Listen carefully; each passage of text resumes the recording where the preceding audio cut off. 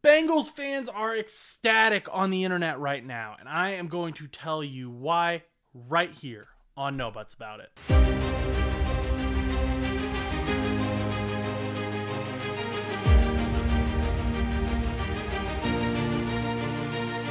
Hey everyone, welcome to another video from No Buts About It. I am Josh Butts, and today we are going to be talking about the Bengals' latest free agency signing and arguably their biggest one of the season, especially after the departure of Jonah Williams, and that is that the Bengals have agreed to terms with tackle Trent Brown. He played left tackle for the Patriots last season, but the Bengals are going to move him to right tackle where he also has experience. So Orlando Brown Jr. will be the left tackle, Trent Brown will be the right tackle, and those are two big guys that they've got lined up to protect number 9. The 6'8", 370-pound beast that is Trent Brown will be playing right tackle for the Cincinnati Bengals, and he has received praise while playing that position before from Hall of Fame Von Miller, who at the time said that Trent Brown is the best right tackle in the NFL, and now he looks to prove it. So let's get into these numbers. What does Trent Brown bring to the table? Let's look at the positives first because, it's always good to start off on a good note. So, Trent Brown only allowed 3 sacks last season with the New England Patriots, and he only allowed 6 quarterback hits and 8 hurries. So that's pretty good. That's not numbers we're used to seeing from the Cincinnati Bengals offensive line. We're used to a lot of these guys allowing double digits. So it's good to see that. He had an overall grade of 80.2 from PFF, 80.7 in the run block, and a 72.8 pass blocking grade. So a little bit of a better run blocker than pass blocker, but 72.8 is still very good, and we can work with that. Joe Burrow is going to be protected finally, and he's not going to get hurt this year. It's not going to happen. We got this.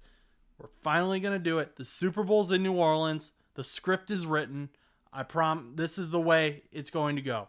Trent Brown is going to protect number 9. Now, let's look at the bad real quick. Just not a lot of bad. We're just going to gloss over it, and we're just going to hope for the best.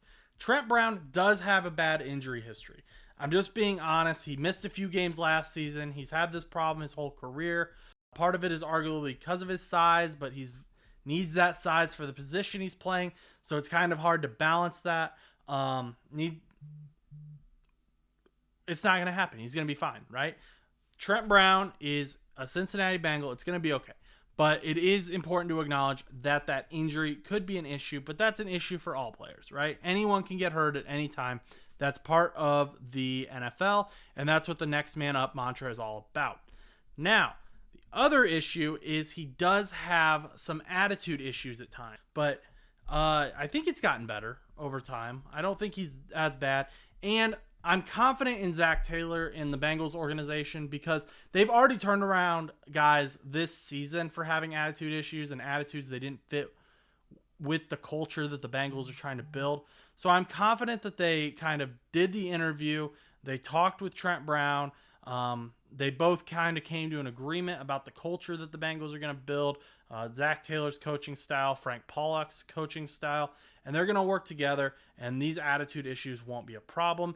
If they will become a problem, he's only on a 1-year deal. If they bench him, it's not like there's some huge investment into him. I am more excited about this than I am worried about Trent Brown having his attitude problems. Plus, the Bengals are going to be winning a lot, and it's really hard for people to be upset when you're winning, right? Now, I do want to look at the Bengals offensive line and how they have worked to fix things and build around Joe Burrow since that 2021 season when they went to the Super Bowl. So I've got the 2021 roster up over here and their PFF grades, which PFF is not the end-all be-all. They can't grade everything, but I do think it will help show an overall adjustment. And over on this side, over here, I'll have the 2024 starters, or who I believe they will be at this point. We have Jonah Williams. He was the left tackle that season. He had a 77.1 PFF grade. Very good. Give Jonah credit where credit's due. I mean, that he had a decent season, pretty good season, better than decent. And He is part of the reason we made the Super Bowl. He was really, at the time, the most dependable player on that offensive line, and then he just slowly became the worst. Not really any of his doing necessarily. It's just everyone else got better in a lot of ways. Next up is Quinton Spain at the left guard position. He had a 72.3 overall, and it is important to note about him, he has not played a snap in the NFL since that 2021 season. So this was his best season, and he hasn't really played since. Trey Hopkins at center had a 51.4. Not a great start at all. Not a great center. That was rough. He also hasn't played a snap in the NFL since that season.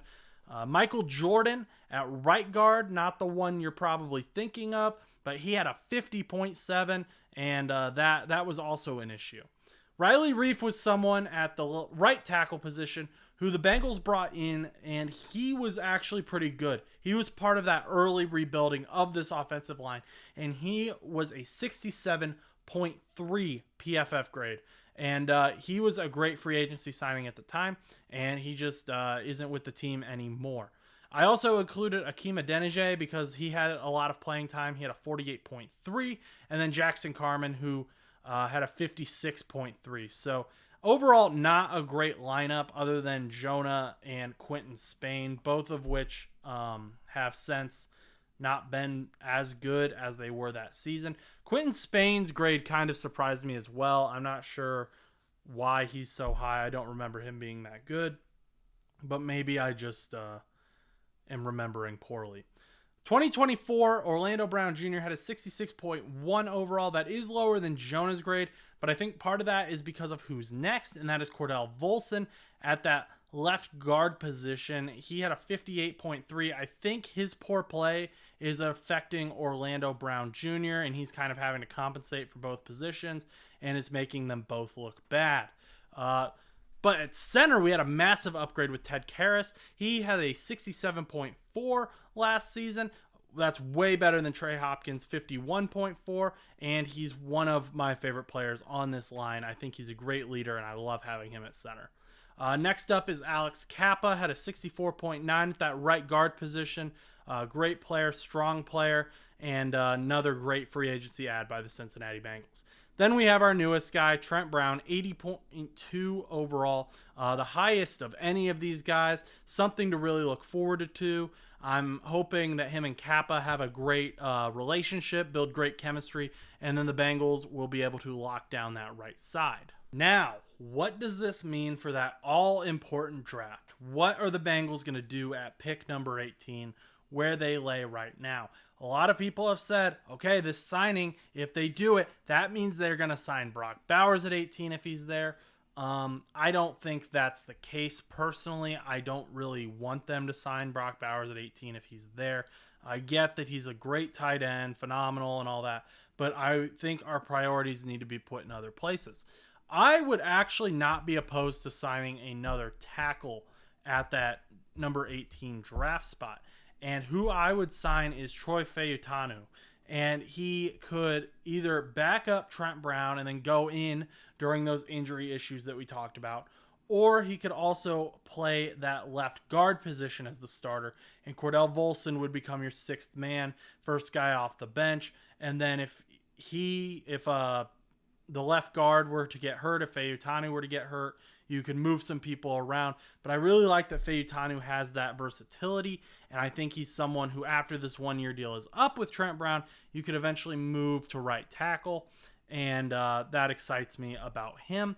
You could also go defensive tackle. There are guys like Johnny Newton who could still be there, but with the Bengals signing Sheldon Rankins, I don't really see them going after a 3-tech, which I kind of perceive Johnny Newton more as.